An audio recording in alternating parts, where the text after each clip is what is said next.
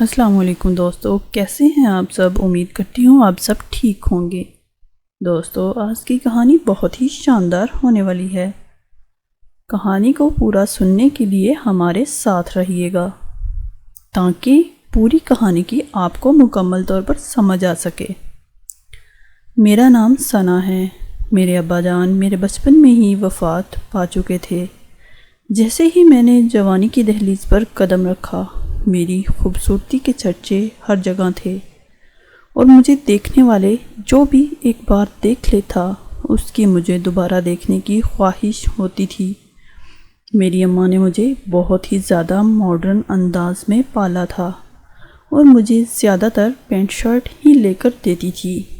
میں اکثر اپنی ماں کو منع کرتی تھی، لیکن میری اماں کہتی تمہیں یہ ضرور پہننی ہوگی۔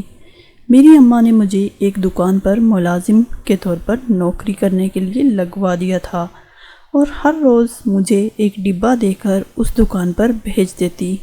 میں نے اپنی اماں کو کہا کہ مجھ سے یہ روز روز کا جھنجٹ نہیں پالا جاتا، لیکن میری اماں مجھے کہتی تمہیں یہ کام ضرور کرنا پڑے گا۔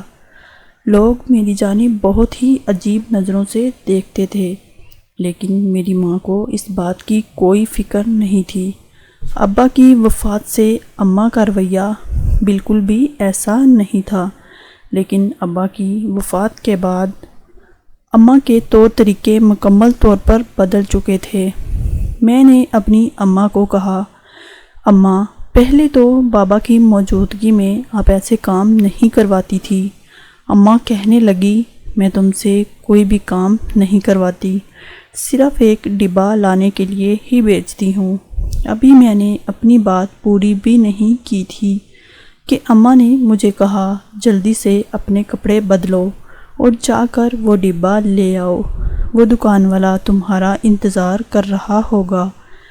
میں فوراً ہی اپنے گھر سے نکل پڑی۔ ساری گلی سنسان پڑی ہوئی تھی۔ مجھے بہت ہی زیادہ ڈر لگ رہا تھا۔ اماں کو اس ٹائم مجھے بھیجنے کی کیا ضرورت پڑی تھی، لیکن میری ماں کو میری ذرا برابر بھی پرواہ نہیں تھی۔ ابھی میں نے سامنے والی نکر ہی مڑی تھی کہ مجھے اپنے پیچھے سے کسی کی آواز سنائی دی۔ جیسے ہی میں نے پیچھے مڑ کر دیکھا، وہاں پر ہماری گلی کا ایک لڑکا اسلام کھڑا تھا۔ وہ مجھے کہنے لگا، تم اتنی دوپہر کو کہاں جا رہی ہو؟ میں نے اسے کہا، تم کون ہوتے ہو مجھ سے یہ سوال کرنے والے؟ وہ بار بار مجھ سے عجیب قسم کے سوال کر رہا تھا۔ مجھے اس سے شدید قسم کی الجھن محسوس ہو رہی تھی۔ وہ مجھے کہنے لگا، میں آپ کا بہت ہی زیادہ ہمدرد ہوں، آپ جو کام کر رہی ہیں وہ غلط ہے، آپ مت کریں۔ مجھے سمجھ نہیں آ رہا تھا کہ وہ کس کام کی بات کر رہا ہے۔ میں نے اسے کہا، دفع ہو جاؤ، آئندہ میرے راستے میں مت آنا۔ میرا اتنا کہنے کی دیر تھی کہ وہ لڑکا میرے سامنے سے ہٹ گیا۔ جیسے ہی میں دکان کے اندر داخل ہوئی، میں نے انکل کو اس ڈبے کا کہا۔ اس انکل نے اپنے سارے کام چھوڑ کر وہ ڈبہ مجھے تھما دیا۔ نہ جانے اس ڈبے کے اندر کیا تھا، مجھے دیکھنے کی اجازت نہیں تھی۔ جیسے ہی میں گھر پہنچی، میری اماں نے وہ میرے ہاتھ سے چھین لیا اور کمرے میں لے گئی۔ میرا تجسس بڑھتا جا رہا تھا کہ نہ جانے اس ڈبے کے اندر کیا تھا۔ مجھے اس راز کا پتہ لگانا تھا، لیکن ابھی تک میں اس راز کے بارے میں جان نہیں پائی تھی۔ اگلے دن پھر انہوں نے مجھے پینٹ شرٹ پہنا کر ڈبہ لینے کے لیے بھیج دیا۔ آج پھر وہی لڑکا میرا پیچھا کر رہا تھا۔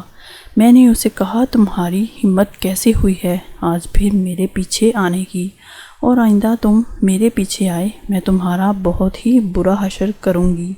وہ مجھے کہنے لگا، تمہاری زندگی کے دن بہت ہی کم رہ گئے ہیں۔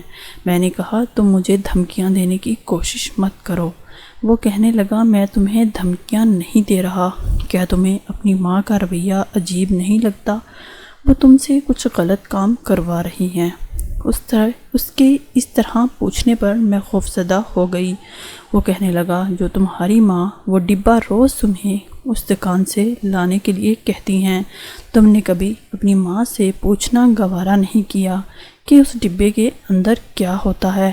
اس کے بعد جو بات اس نے مجھے بتائی، وہ سنتے ہی میرے رونگٹے کھڑے ہو گئے۔ مجھے یقین نہیں آ رہا تھا کہ میری سگی ماں میرے ساتھ ایسا کیسے کر سکتی ہے۔ میرے اوپر نئے نئے راز عیاں ہو رہے تھے۔ وہ کہنے لگا، یہ سب بتانے کے لیے ہی میں تمہارے پیچھے آتا تھا، اور اگر تمہیں میری باتوں پر یقین نہیں آتا تو آج وہ کھول کر تم خود دیکھ لینا۔ میں جیسے ہی وہ ڈبہ لینے کے لیے دکان کے اندر داخل ہو گئی، آج وہ دکان والا مجھے بہت ہی عجیب نظروں سے دیکھ رہا تھا۔ اس نے ڈبہ لا کر مجھے تھما دیا۔ میرے اندر ہمت نہیں ہو رہی تھی میں ایک قدم بھی آگے چل پاؤں۔ میرے قدم من کے بھاری ہو چکے تھے، لیکن میں نے ہمت کر کے جیسے ہی اس ڈبے کو ذرا سا کھول کے دیکھا، میرے اس ڈبے کو دیکھ کے اوزان خطا ہو چکے تھے۔ میں اس ڈبے کو لے کر اپنے گھر کے اندر داخل ہو چکی تھی۔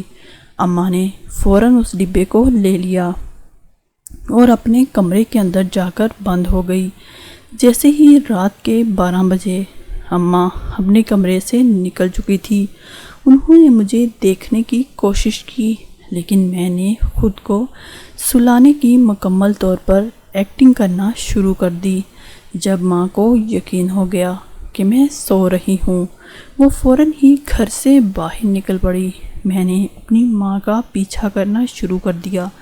جیسے ہی میں نے ماں کو دیکھا تو سامنے ہی دکان والا وہی آدمی اماں کے ساتھ کھڑا ہوا تھا۔ میرے اوپر ساری حقیقت عیاں ہو چکی تھی۔ میرا دل خون کے آنسو رو رہا تھا۔ میں بوجھل قدموں سے چلتی ہوئی واپس اپنے بستر پر آ کر لیٹ گئی۔ اب صرف صبح ہونے کا انتظار تھا۔ اگلی صبح ہمارے دروازے پر دستک شروع ہو گئی۔ جیسے ہی میں نے دروازہ کھولا تو سامنے پولیس کھڑی تھی، اور پولیس والوں نے اماں کو گرفتار کر لیا تھا، کیونکہ اماں کا تعلق ایک ایسے گروہ کے ساتھ تھا جس کا کام چھوٹے بچوں کو اسمگل کرنا تھا، اور اس ڈبے کے اندر بھی نومولود بچے ہوتے تھے۔ میں نے پولیس والوں کو کال کر کے اپنی ماں کو گرفت میں لینے کے لیے کہا تھا، لیکن جیسے ہی میری ماں کو اس بات کا پتہ چلا، مجھے کہنے لگی، شکر ہے میں تمہاری سگی ماں نہیں ہوں۔ ان کی یہ بات سن کر میرے سر پر آسمان ٹوٹ پڑا، یعنی کہ وہ میری سگی ماں بھی نہیں تھی، میرے باپ کی سوتیلی بیوی تھی، اور میں اسے اپنی سگی ماں سمجھ بیٹھی تھی۔ میری ماں کو سزا ہو چکی تھی، اور میں نے اس لڑکے کے ساتھ شادی کر لی تھی جس نے مجھے اپنی ماں کے راز سے فاش کیا تھا، اور اپنی زندگی کو خوشگوار طریقے سے گزارنے لگی۔ لیکن میرے دل میں اپنی ماں کو لے کر ایک کسک ابھی تک باقی تھی کہ میری ماں نے میرے ساتھ اتنا بڑا ظلم کیا تھا۔ کہانی اچھی لگی ہو پلیز میرے چینل کو سبسکرائب کریں، اور بیل آئیکن کو پریس کرنا مت بھولیے گا، تاکہ ہر آنے والی نئی کہانی کا نوٹیفیکیشن آپ کو بآسانی ملتا رہے۔ دعاؤں میں یاد رکھیے گا، اپنا بہت زیادہ خیال رکھیے گا۔ تب تک کے لیے اللہ حافظ، ملیں گے ایک نیکسٹ کہانی کے ساتھ۔